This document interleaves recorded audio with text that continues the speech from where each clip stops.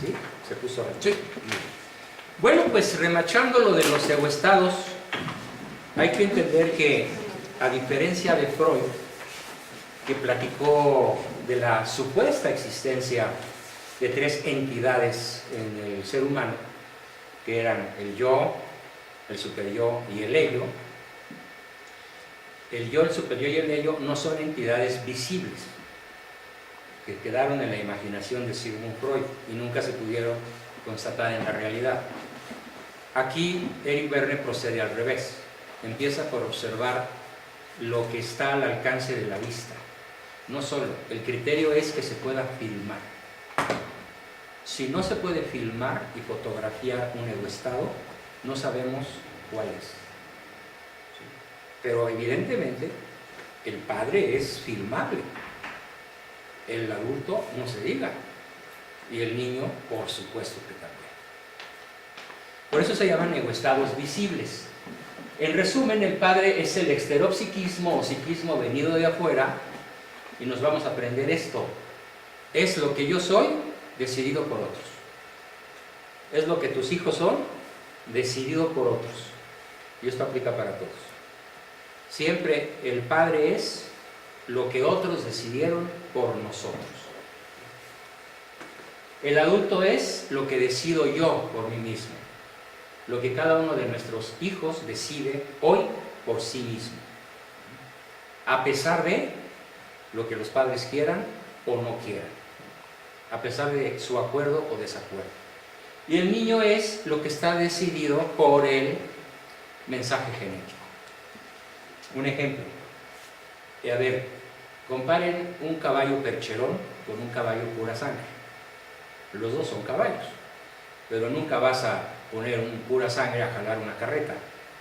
Y nunca vas a poner un percherón a correr en el hipódromo de las Américas y tratar de que gane el derbi de las Américas, ¿no? Ahora bien, los dos conservarán su temperamento hasta que se mueran. El pura sangre siempre será pura sangre, igual el percherón, pero hay una cosa apasionante. El percherón puede aprender o no a jalar una carreta. El percherón puede aprender o no a estar en un desfile militar y a no salirse del cuadro, a llevar al emperador o a quien tenga que llevar por buen camino hasta que el desfile termine. Pero también puede ser que haya percherones que nunca los vas a poner en un desfile, pues porque son broncos y no hay manera de ensillarlos, ni siquiera de ensillarlos. Igual el pura sangre puede ser un Mustang, o sea, un caballo mostrenco por ahí, que nunca va a aprender a correr una carrera por veloz que sea, ¿no? Es como nuestros tarahumaras. ¿Por qué nunca un tarahumara ha ganado una carrera olímpica? A pesar de que lo podrían hacer. Porque su educación se los impide. Les da pánico escénico, no quieren viajar, no se quieren subir al avión, no quieren ser entrenados. Que los graben tampoco. No, que los graben, no, para nada. O ponerse tenis, zapatos spikes o shortcitos, o ir a un estadio a entrenar, ¿no? Toda su cultura exteropsíquica les impide ser un corredor olímpico. Pero ¿qué tal cómo corren en el campo? O sea, si tú pones a correr a Abebe Bikila, el maratonista más famoso de la historia, con un tarahumara, no tiene Abebe Bikila nada que hacer junto a un tarahumara, pero en su terreno, en las montañas de Chihuahua. Ahí es invencible. ¿Para qué pongo estos ejemplos? Porque todo temperamento es domable. Nunca vas a dejar el temperamento. El colérico siempre va a ser colérico, pero puede controlar su ira. El flemático siempre va a ser flemático y nunca va a aprender a gritar gol, ¿no? Como cuando me tocó ver con un alemán el 7-1 que le mete Alemania a Brasil en el mundial, ¿no? Y el alemán, estábamos puros mexicanos y cada vez que Alemania anotaba, bueno, dábamos unos gritos y echábamos unas porras y demás. Y el alemán, qué buen gol. Sí. Y cae el segundo, y van dos. Y nosotros, y cae el tercero. Vean qué técnica, señores. Y así se le pasó todo el partido hasta que el dueño de la casa le dio un empujón y le dijo, ¿qué no vas a gritar? Es tu país. ¿Para qué grito? No procede, hay que disfrutar el juego. Ese es el temperamento, ¿sí? Entonces, por esa razón, hay que entender que no podemos cambiar el temperamento de nuestros hijos. Hay que conocerlo y aprovecharlo como son. ¿Sí? Y para eso una evaluación a veces es indispensable. Saber para qué son buenos y para qué no. ¿Qué tipo de pensamiento tienen? Pensamiento mágico, pensamiento abstracto, pensamiento artístico, pensamiento lógico, riguroso, pensamiento matemático. No todos los humanos tenemos los mismos tipos de inteligencia. Se han clasificado un montón de tipos de inteligencia. Y hay personas que nacen siendo sociables. Y hay personas que se van a morir, se aprendieron el manual de Carreño de memoria y son antisociables. Ejemplo, yo. ¿Sí? Yo no tengo inteligencia social. Mi inteligencia social es mi esposa.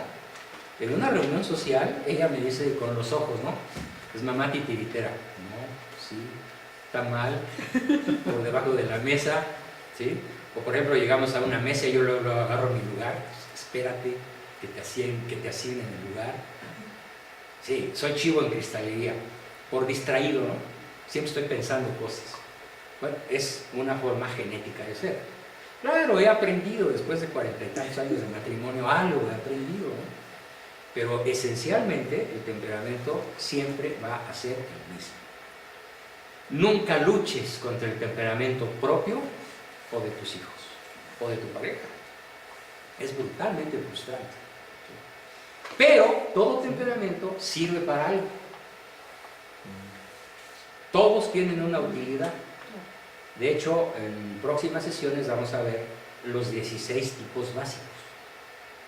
No hay 4, ni 5, ni 8, hay 16 tipos básicos. Y aquí es otro genio de la psicología el que los aporta, y es Carl Gustav Jung. Y su hija y su nieta siguen investigando el legado de su abuelo, de su padre, y crean una forma extraordinaria de conocer y educar el temperamento. Pero hoy la única regla que vamos a dar respecto del temperamento es una, conócelo, y dos, aprovechalo, pero no lo frustres, ¿sí? No se lo impidas, o no lo ridiculices, o no lo bulees por ser como es de manera natural, ¿no? Si es chillón, que chille todo lo que quiera. Si es sensible, si es romántico, si es sentimental, déjalo, qué bueno. Y si es frío, como el cuate que veía fútbol con nosotros, déjalo. Que sea como él es el niño del temperamento. Ahora viene lo bueno. Los egoestados se combinan entre sí. No hay egoestados puros. Nadie es puramente padre, o puramente adulto, o puramente niño. En el mundo real, la verdad es que todo se combina. Hoy nos vamos a concentrar en los tres primeros. Sí es importante que los vean todos de golpe, pero solo el día de hoy está dedicado a estos tres. ¿Sí? Y las letras que los identifican son PP, cuyo nombre clásico es el autócrata. Hay que entender bien el origen de la palabra autócrata. Pero bueno, me estoy brincando algo. PP quiere decir padre-padre. Es el padre por el padre. La autoridad por la autoridad. La autoridad porque lo mando yo. La autoridad por el cetro, la corona, la tiara, la espada, el poder, porque puedo. No es el PA, que es el padre adulto, en donde es el poder por la razón. El adulto es racional. Entonces tenemos en el segundo estado un padre adulto, un PA, que es autoridad, no autoritaria, es autoridad, pero es inteligente. Es persuasivo, es racional, es lógico, es justo, pero ejerce el poder. ¿Y de qué manera? Bien, y luego tenemos el padre niño, PN, que es el poder por la emoción. El poder ejercido según el estado de ánimo que tengas. Si estás contento, si estás triste, si estás enojado, si estás deprimido, si estás de flojo, si estás dormido. Ay, sí, hombre, vete. Y a la siguiente vez, ya me voy, papá. ¿A dónde te me quedas? ¿Por qué? Pues porque sí, porque ahorita no estoy para que vayas, te quedas. Es el poder basado en el capricho.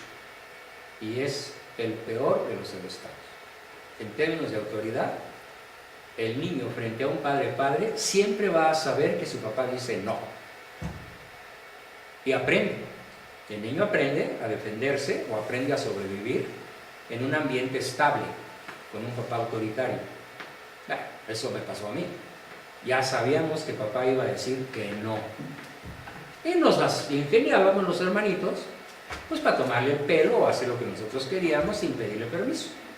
Como por ejemplo nos echamos como 15 años escuchando y viendo el fútbol a sus espaldas, porque en mi casa mi papá decía, la única voz de hombre que se escucha aquí es la mía. Así era el viejo. Entonces, pues como ya sabíamos que esto no iba a cambiar, pues nos metíamos debajo de las camas o detrás de los closets. Y claro que sí, hacíamos muchas diabluras.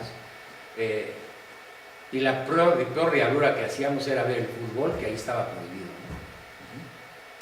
Bueno, el asunto es que estos tres estados son el autócrata, el educador y el manipulador. Nos vamos a concentrar en ellos hoy. El objetivo es que cada uno de ustedes sepa qué estilo de mando usa en su hogar y con qué consecuencias. Y el tema principal va a ser cuáles son las 12 reglas del educador, del que logra hacer que otros quieran.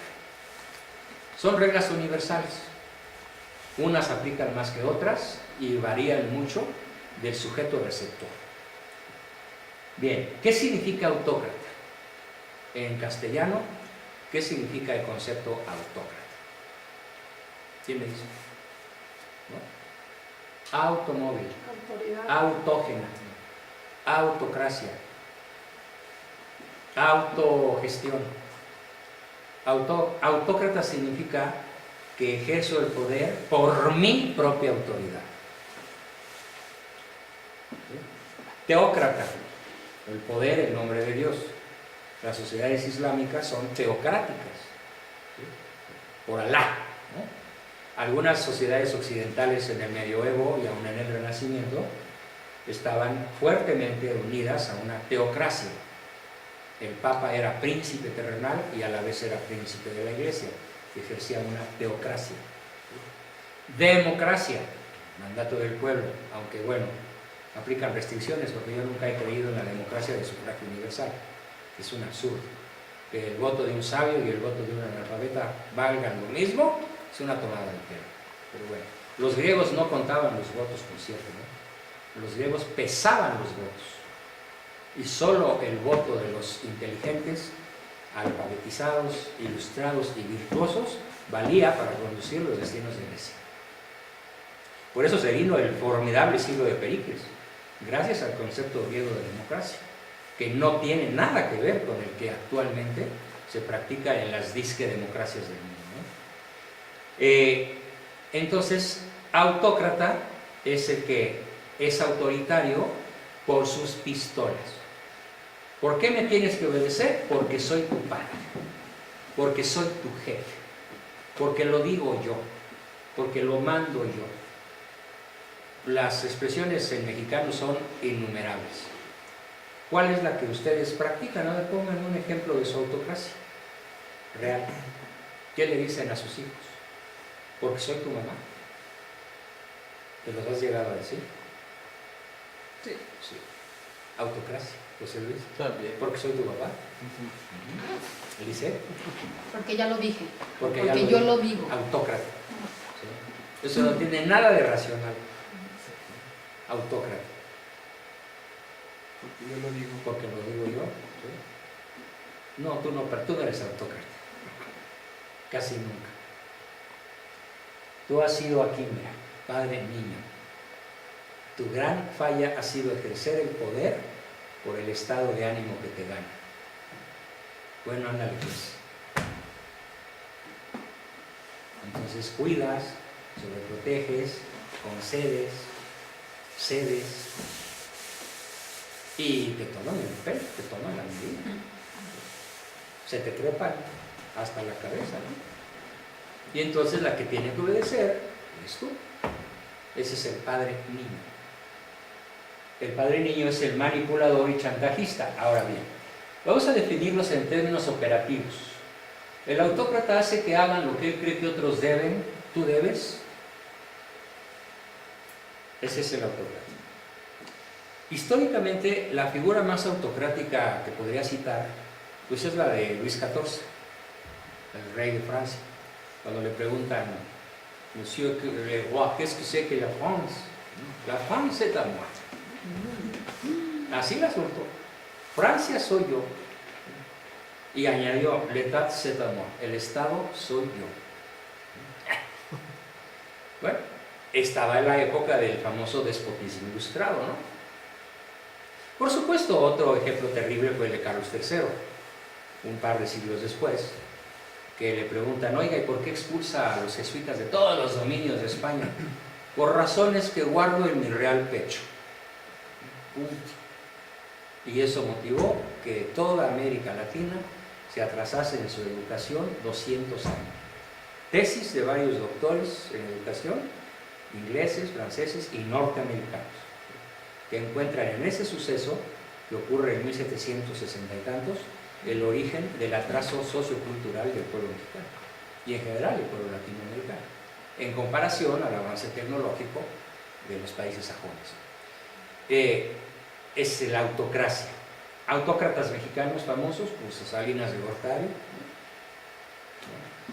mismo Díaz Ordaz, Victoriano Huerta, Porfirio Díaz en su fase inicial, si bien hay que reconocer que en su fase final logró cosas que todavía a la fecha nadie ha superado, ¿no? Él dejó los ferrocarriles, los aeropuertos, los puertos, las carreteras, y de eso ha vivido el PRI muchos años, ¿no? De la fase final del porfirismo.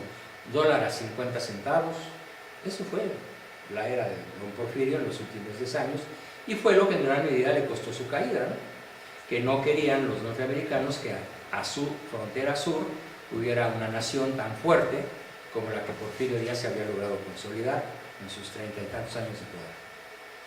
El educador hace, aquí está el tema central, como lo decía en la mañana, que otros quieran,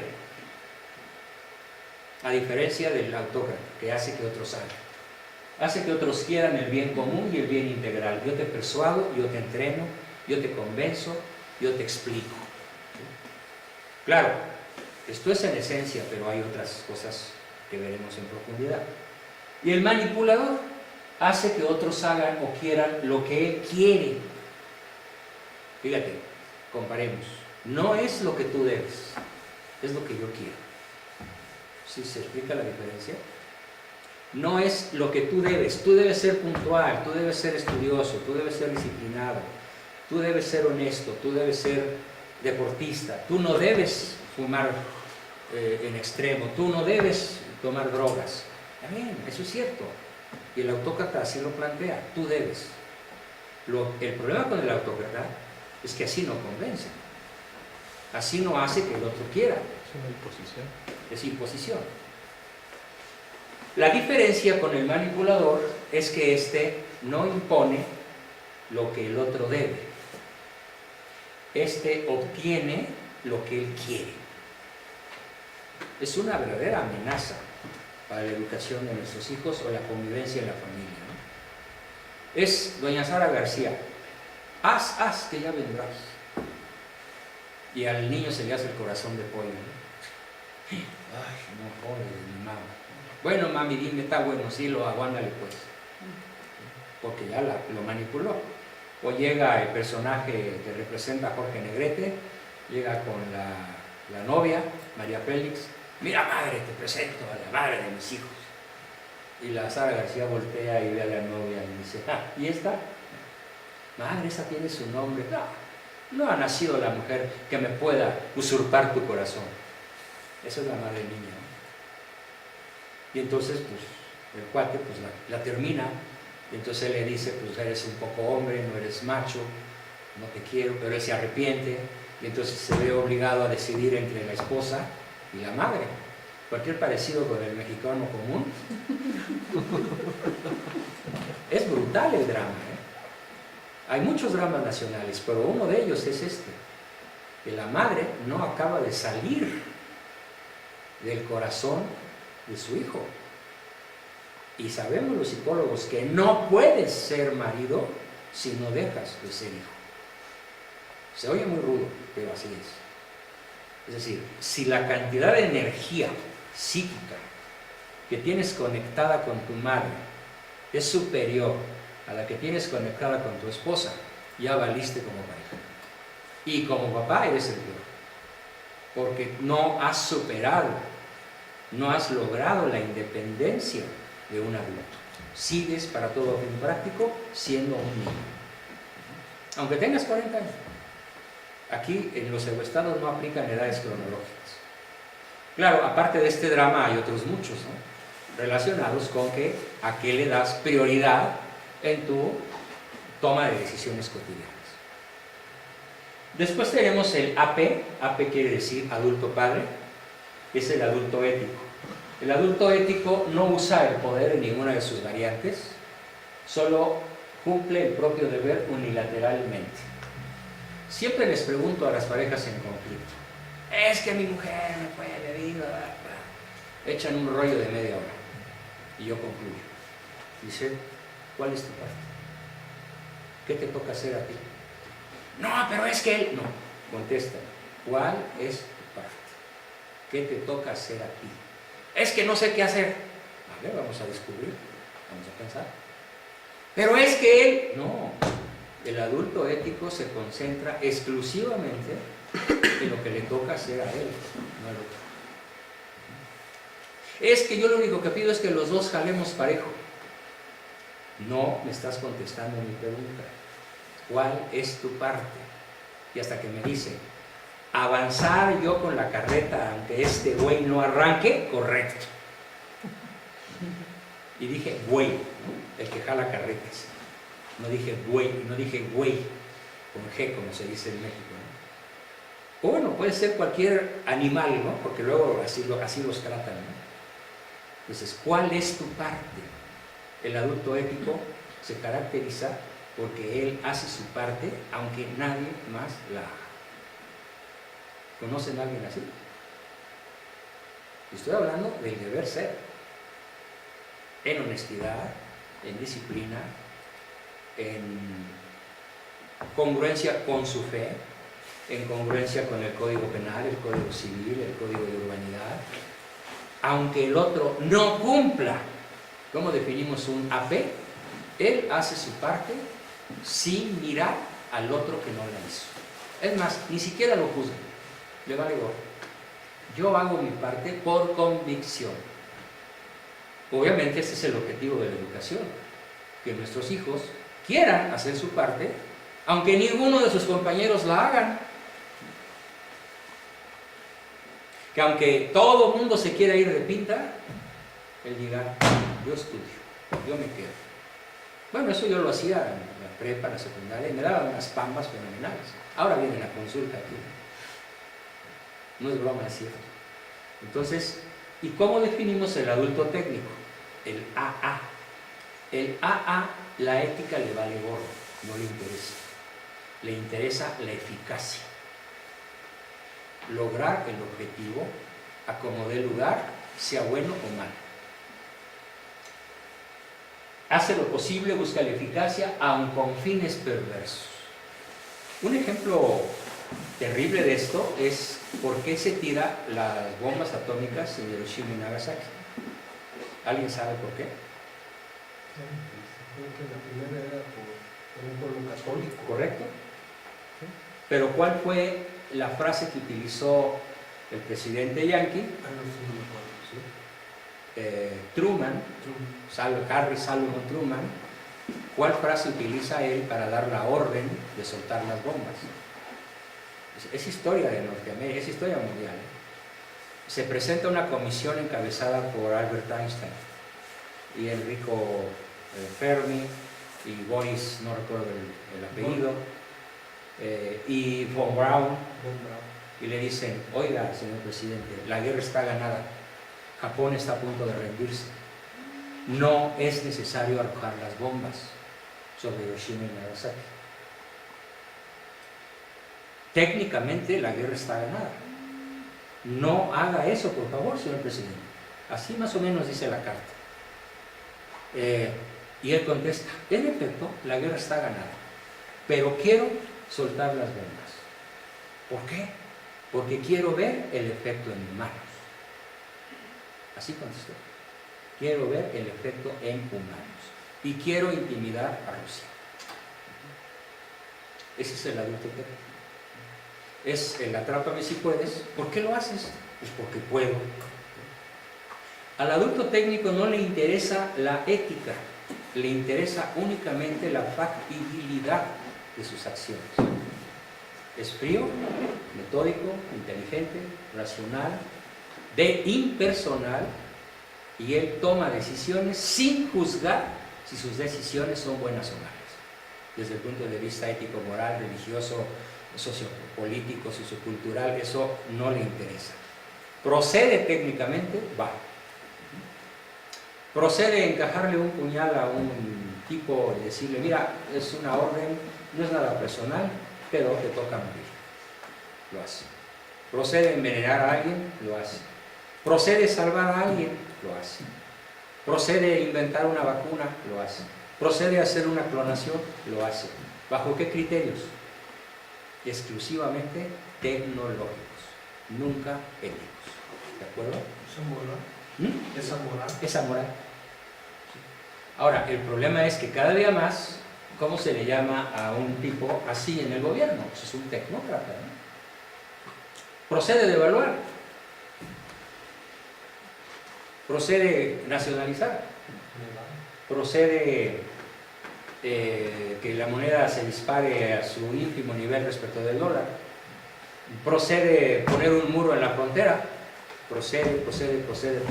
Claro, hay decisiones técnicas erróneas, equivocadas técnicamente, pero su interés de actuar no es el deber ser ético, moral, religioso, sociocultural, no. Su interés es exclusivamente tecnológico, tecnócrata. Y luego tenemos el adulto niño, AN, empático. Ama incondicionalmente mediante sus mejores acciones posibles, que son caricias, tiempo y reconocimiento. Ama. Y él no necesita ser correspondido. Atención con esto. Por eso aquí definimos el amor en su variante más elevada como una decisión unilateral, incondicional, en la cual se busca habitualmente el bien de quien amas. Buscas con acciones, no con sentimientos, con acciones. El amor son decisiones amorosas. Cada decisión tuya, si amas, es por el bien de quien amas. Puede ser que no seas correspondido, puede ser que seas traicionado, puede ser que seas ofendido, puede ser que el otro ni te pele, puede ser que te corresponda. Pero si eres un adulto, no necesitas la correspondencia del otro para amar. Esa sí es una virtud, ¿no? Es la virtud que se llama caridad. Porque lo hace de manera continua, Sí, no es siempre. esporádico. Siempre. Siempre. Un adulto empático es un tesoro para la humanidad, o para la capa social donde se mueva, o para la empresa donde trabaja, porque él siempre va a ser cordial, aunque sea ofendido. Él siempre va a ser afectuoso, aunque le digan groserías. Él siempre va a estar sonriente, aunque el mundo se esté cayendo. Él siempre te va a tratar bien, aunque lo traten mal. Él tiene un lema: el mal se inunda con el bien. Al mal no se le vence con el mal. A la violencia no se le vence con más violencia. A la violencia se le vence con la paz, con la ternura, con la delicadeza, con el amor, con la caridad, con la gentileza. Es que mi esposa grita. Ella es una bruja cuando grita. Háblale, querido. No se lo merece. Tú haz la prueba. Y bueno, me ha tocado que cuando alguien hace la prueba de ser empático, capaz que vence al mismo diablo, disfrazado de marido. Claro, lleva tiempo, pero este egoestado, en términos de relación de pareja, es el más importante de todos. Así como en términos de educación de nuestros hijos, el más importante de todos es este. Después tenemos el NPR, que es el rebelde. Ya por ahí andan varios rebeldes haciendo de las suyas, haciendo lo que se les pega la gana, o siendo indisciplinados, espero que no drogadictos, o alcohólicos o vagos, pero para allá van. El niño padre rebelde vive contra el sistema y la autoridad legítima, aun legítima, de manera irracional y anárquica. ¿Por qué? Vamos a hacer el nexo. Desafortunadamente yo no diseñé la especie humana y tampoco diseñé cómo somos hoy, una raza dividida en nuestro propio interior. A ver, ¿acaso no es verdad que todos, aunque sepamos que algo es bueno, miles de veces no lo hacemos? ¿No es cierto? Sabemos que esto es bueno o sabemos que esto es malo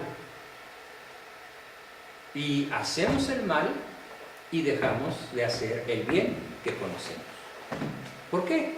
Pues nos ganan las ganas, nos gana la pasión, nos gana el miedo, nos gana el odio, nos gana la ira, nos gana el hambre, nos gana el alcohol, lo que sea, nos gana la emoción, nos gana el niño. Aunque sepas que algo es incorrecto, infinidad de veces lo vamos a hacer. Aunque sepas que algo es lo correcto, infinidad de veces lo vas a dejar de hacer. Condición humana. Desde Adán y Eva caídos hasta la fecha. Es condición humana. La gran bronca es: ¿y cómo cerramos la brecha? ¿Cómo cerramos ese abismo entre el conocimiento del deber ser y las virtudes de las que carecemos? Bueno, esa es la labor de la educación. Ayudar a nuestros hijos a cerrar la brecha. ¿Pero por dónde hay que empezar a cerrarla? Por nosotros mismos. Si tú no cierras tu brecha, ellos no van a tener el modelo para cerrarla. Pero ese es el del rebelde. Ahora bien, ¿por qué el rebelde se produce con tanta facilidad en nuestra cultura? Igual que el sumiso, ahí nos vamos empatando en números, ¿no? El rebelde se produce por una razón de orden neurológico y endocrinológico que quiero explicar despacito.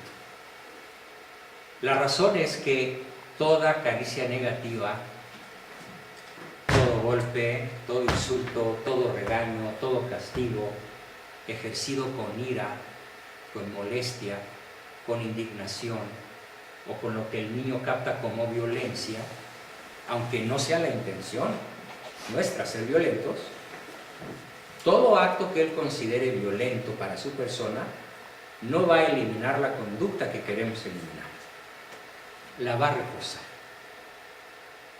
Pues todas las veces que tú les digas ¡no!, ¿en qué lo estás entrenando? En que hagan más lo que tú esperas que no hagan. Todas las veces que utilicemos un lenguaje corporal o verbal o ambos que impliquen para el niño subjetivamente un uso fuerte, agresivo, violento de la autoridad, no vamos a eliminar la conducta incorrecta, la vamos a reforzar y vamos a estar creando un niño rebelde. Y va a llegar un momento en que ese niño está contra el sistema. Estamos creando un psicopatito o un psicopatote, ¿sí? Simplemente rebelde o hasta un psicópata profesional, del cual ya hablaremos en su momento. ¿Por cuál es el principio?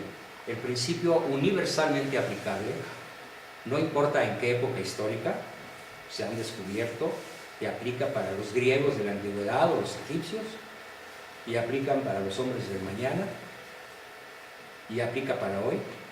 Toda vez que tú ejerces autoritarismo, incluso en física, ¿Cómo dice la primera ley de la termodinámica? A toda acción ejercida en una dirección se da una reacción proporcionalmente inversa. La resistencia. Entonces, toda vez que tú aplicas una fuerza sobre tu hijo, él reacciona de modo proporcionalmente inverso a lo que tú quieres. Y entonces, en vez de eliminar la conducta queda instalada. Y muchas veces ellos lo dicen, que se friegue. Y lo dicen peor, ¿no? Sobre todo cuando ya son adolescentes, ¿no? Y a veces hasta de niños, ¿no? Pepito, el clásico Pepito, ¿no? Ese es el niño padre rebelde, pero a veces no se da el autócrata en la familia. En muchas ocasiones se da el inconsistente, el que no fija límites, el permisivo, el inconstante, el que unas veces dice que sí y otras veces dice que no, el que no ataca el sentimiento de impunidad con el que nuestros niños suelen crecer. Entonces, ¿qué se genera? El niño padre sumiso, que vive de modo dependiente y codependiente, temeroso, sumiso y no asertivo. Que a los 30 años, pues es Gordolfo Gelatino, hijazo de mi vidaza, y sigue en su casa. Y no se ha ido, porque no ha construido un modo propio, autónomo, para salir adelante, para ser autosuficiente. ¿Qué le sucede? Enormes huecos afectivos, una enorme inseguridad respecto de su propia valía. Pero sobre todo hay un factor esencial. Como nada le ha costado trabajo, ha tenido casa, vestidos, sustento, salud, recreación, ropa, viajes, chuches electrónicos. ¿Qué le ha costado a él? Nada. Más que, vamos, ya ni siquiera dan las gracias.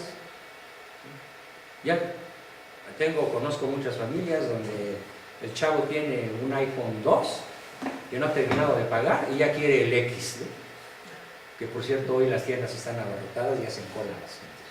Ah, no, a mí me compras el 10, ¿no? No, mijito, es que no alcanza la lana. Y al final, bueno, déjame ver qué puedo hacer.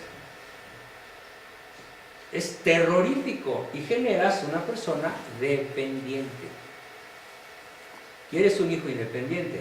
Edúcalo con frustraciones no agresivas. Primera regla. ¡Frústralo! Dile que no, pero así. No. Una vez y no dos. Y en el tono más suavemente exquisito, se llama frustración no violenta. O sea, como no decirle a todo que no. O sea, por ejemplo, quiero esto, quiero el otro, no sé qué. No, y no. No. Una vez, no tres. Dijiste Sí, no sí, cuatro sí. veces. No, pero si dicen quiero esto, no. Quiero aquello, No. Quiero no sé qué. Gánatelo. Creo que puede ser confuso el mensaje que estás dando, porque el propósito, ¿no? Yo no ubicaría en la educación de mis hijos frustrarlos como un propósito. No, es un medio. Dejar que pasen por frustración. Sí, pero Sí. a veces hay que frustrarlos porque se pasan en la expresión de sus deseos. Si el niño no se pasa en la expresión de sus deseos, la vida solita los va a frustrar, porque la vida es frustración, la vida es ensayo y error. A ver, un día amanece más frío que ayer, levantarse frustra la comodidad. A lo que me refiero es esta frase de Frustración no agresiva, frustración no violenta. pero no es mi propósito el educarlos, frustrarlos. No. Mi propósito de educarlos es guiarlos para que quieran el bien. Exacto, y para eso Si en el necesitas... proceso, Espérame, es que te estás brincando algo, querido Benjamín. Para que ellos quieran el bien honesto, tienen que desaprender como principal bien el útil y el deleitable. Si están adictos al bien deleitable, no lo van a soltar. Mira, el adicto, tengo 30 adictos bajo mi conducción, el adicto odia las drogas, pero no puede vivir sin ellas. Y a mí me lo dicen en sus procesos, es que si a mí me hubieran puesto un no insalvable, hoy no sería adicto. Pero todo lo que yo quise, siempre me lo dieron. ¿cuál es una frase tremendamente irresponsable? De los padres. Y del chavo. Y del chavo, pero a ver, ¿cómo le dices a un niño que desde que nace nadie lo frustra, nadie le pone límites? Estoy de acuerdo en que ese no es el camino, ¿No? pero el camino tampoco es, me voy a dedicar a frustrar a mi hijo. Espérame, no estoy hablando de un fin, estoy hablando de un medio estratégico. ¿Sí? Puedo poner infinidad de ejemplos, nomás déjame llegar a ese tema. Incluso ejemplos que a mí me tocó vivir y a mis hermanos. Por fortuna tuvimos un papá que supo frustrarnos, no agresivamente. Sí había agresiones, pero en otros campos no. Y lo único que obtuvo él con sus técnicas frustrativas fue hacernos independientes, desde muy corta edad. Yo a los 9 años era absolutamente independiente económicamente, y hasta la fecha. Desde los 9, y mis hijos también, y son 9. Desde chiquitos, nunca recibieron un solo centavo que no se ganara. Ellos por su propio esfuerzo, por su propio trabajo. Eso de que hay que proteger a los niños y no deben de trabajar, es un absurdo. Los niños desde muy pequeños deben aprender a generar sus propios recursos. El amor es gratis, el dinero no. Es por poner un ejemplo sobre el cual profundizaremos. Entonces, el sumiso es el producto del consentimiento, el chantaje emocional, como aquella, volvemos a las patologiquísimas películas mexicanas, ¿no? Ay, me da. ¿Sí? El supiritaco y el dramapá, ¿no? Y todas esas escenas en las cuales la madre manipula a la prole, o manipula al marido, o a toda la parentela, para hacer el ajonjolí de todos los moles, el muerto en los entierros y el niño en el bautismo y la novia en los matrimonios, ese espíritu manipulador chantajista tan propia de la madre judía, la madre mexicana, la madre italiana, que es el estilo sobreprotector, da origen a un hijazo de mi vidaza, a un Gordolfo Gelatino, que cuando el taxista le pregunta, oiga, ¿para quién es esa tele? Es para su esposa, ¿verdad? Qué contenta se va a poner su esposa este 10 de mayo. Y Gordolfo Gelatino contesta muy indignado, no es para mi esposa, es para mi mamá. Entonces, cuando tenemos este cuadro de dependencia afectiva, tenemos el clásico niño, padre, sumiso. ¿Y cómo va a ser con su esposa? Pues un hijo. ¿Y qué va a ver en su esposa? Pues una mamá. Y entonces, ¿él qué espera cuando llegue a su casa? Pues que lo cuide, lo apapache, le pongan las pantuflas, le enciendan el canal de la tele que él desee, que no lo despierten. Shh, papá está dormido, cállense. Va a tener, si lo logra, que es muy probable, una madre por esposa, o una esposa por madre. Y en la madre, ¿no? Ya valió madre esa familia, ¿no? Ahora, hablando de las palabras madre, sin un contexto grosero, porque no es mi intención, es un contexto sociocultural. A ver, si llega un marciano y nos pregunta a los mexicanos qué significa madre, se le va a fundir el cerebro. A ver, Juan Bosco, ¿qué es madre? Pues mira, madre es un término que se usa para aplicarlo a lo más sublime, maravilloso, extraordinario, admirable y santo. Mi madre. Ah, caray. Oye, pero yo por ahí he oído que vale madre. Ah, pues que fíjate que en México la palabra madre también se usa para lo más vil, sucio, despreciable, puerco, deleznable y detestable. Entonces, ¿qué es madre? No sepa madre. Madre es las dos cosas a la vez. Es lo más ruin y lo más excelso. Y es la misma persona. La misma persona. El mexicano en general tiene un odio terrible por su madre y un amor infinito por su madre. A la vez. ¡Uy, lo quiero matar! Y llega y ¡ay, mamacita linda! Y la madre, es que quiero matar a este escuincle. Ah, no, pero ¿cómo lo adoro?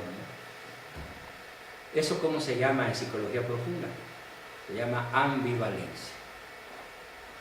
Ambivalencia. Y todos los seres humanos, sin excepción, somos ambivalentes. Claro, unos más que otros. El máximo de ambivalencia se llama esquizofrenia. Y el peor ambivalente es el esquizofrénico paranoico, que es en la literatura universal está representado por un personaje formidable, que es Otelo, ¿sí? El que mata a su esposa Desdémona con un beso, pero es un beso de una bocaza así, que le tapa la nariz y la boca, sabiendo que le va a cortar la respiración y se va a morir. Esa es la escena que describe Shakespeare en Otelo. Y fíjese qué cuadro tan terrorífico, ¿no? Él la adora, la ama, pero Iago, un adversario político de él, se ha propuesto demostrarle a Otelo que su esposa Desdémona lo engaña. Y hace una serie de circos y de intrigas para que Otelo llegue a tener la seguridad de que Desdémona lo pone el cuerno, siendo inocente ella. ¿Y cómo la mata?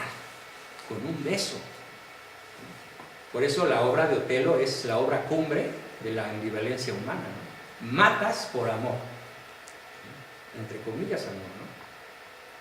Esa ambivalencia la vivimos todos nosotros todos los días en todas nuestras relaciones. Nuestro sí a veces es sí pero.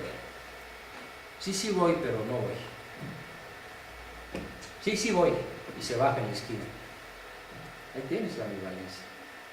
O tú dices, yo voy a estar seguro de que voy a ir al neurólogo cuando tenga el estudio en la mano. Pues sí, porque de aquí a que vaya, puede decirte siempre no. Aunque ya te haya dicho 10 veces que sí.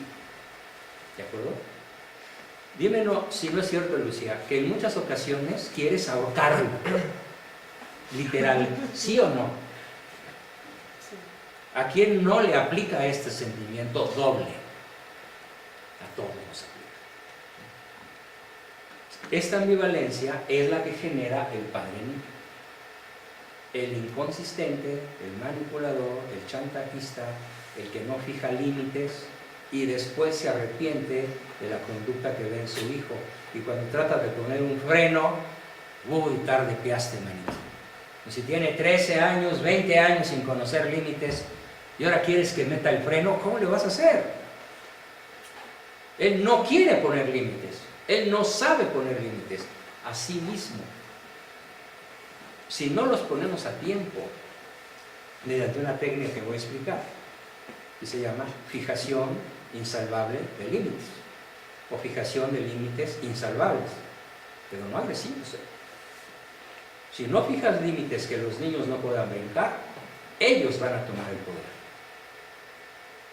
Y finalmente tenemos otros dos. El NA, que es el investigador, vive abierto al cambio, apasionado por el bien honesto, la verdad, la belleza y la unidad. Son sus cuatro grandes pasiones.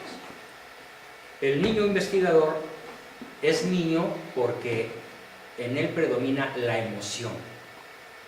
Por eso es niño. Pero, ¿qué es lo que lo hace emocionarse? No el poder, no el placer, no el dinero, no el lujo, no la línea de menor esfuerzo. Lo que al niño investigador lo hace emocionarse es que el bien, la verdad, la belleza y la unidad. Es un Arquímedes, es un Aristóteles, es un Tomás de Aquino, es un Jacques Maritain, es un Sócrates. Fíjense, a Sócrates lo someten a juicio en el Senado porque él un día empieza a decir que ya descubrió que no son 365 dioses, los habitantes del Olimpo, que nada más hay uno, y se llama Teos. ¿Y qué quiere decir Teos? Primer motor, inmóvil, que existe desde siempre, inteligente, persona, justo, sabio, todopoderoso. Empieza a hablar de lo que después San Pablo va a llamar el Dios desconocido, al cual los griegos tienen un altar en Atenas. Y le dicen, es que tú eres impío. Lo acusan de impiedad a Sócrates. Los senadores griegos, 500 senadores lo acusan de impiedad. Claro, pues les iba a dejar sin fiestas, ¿no? A los comerciantes, a los guerreros, a los políticos.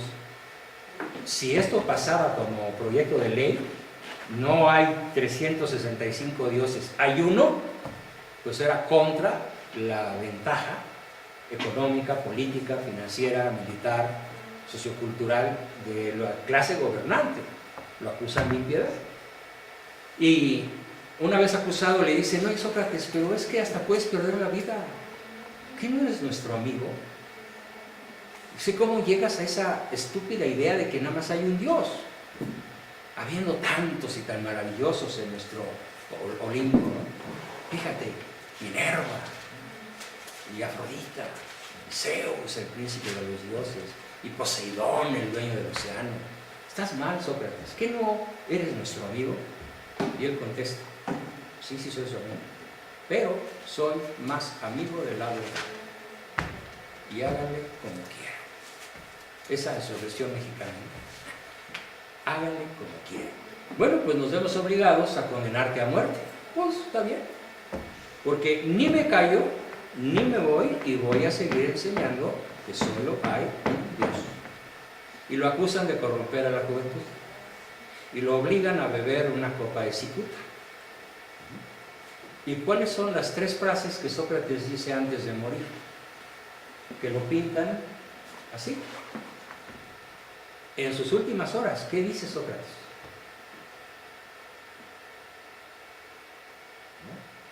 Bueno, vale la pena que lo sepan.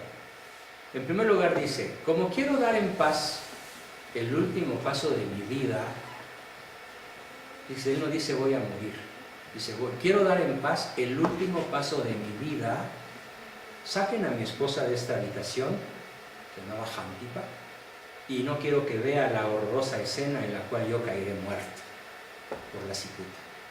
Le cumplen el deseo. Segundo, causa de las causas, apiádate de mí. ¿Sí? Así dice, y cae muerto. Causa de las causas, ten piedad de mí, y cae muerto. Son sus 3 legados más importantes. Sí soy tu amigo, pero lo soy más de la verdad.